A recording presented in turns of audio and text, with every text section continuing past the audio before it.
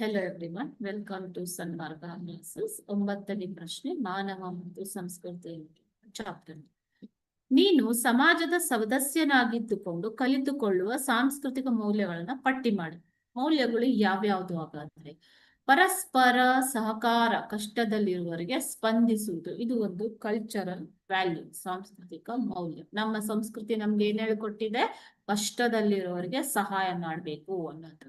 ಸಹಬಾಳ್ವೆ, ಬೇರೆ ಬೇರೆ ಜಾತಿ, ಧರ್ಮ, ಸಂಸ್ಕೃತಿಯವರು, ವಿಭಿನ್ನ ಸಂಸ್ಕೃತಿಯನ್ನ ಅನುಸರಿಸುವವರು ಒಟ್ಟಾಗಿ ಬಾಳ್ವೆ ನಡೆಸುವಂತದ್ದು ಸಹಬಾಳ್ವೆ.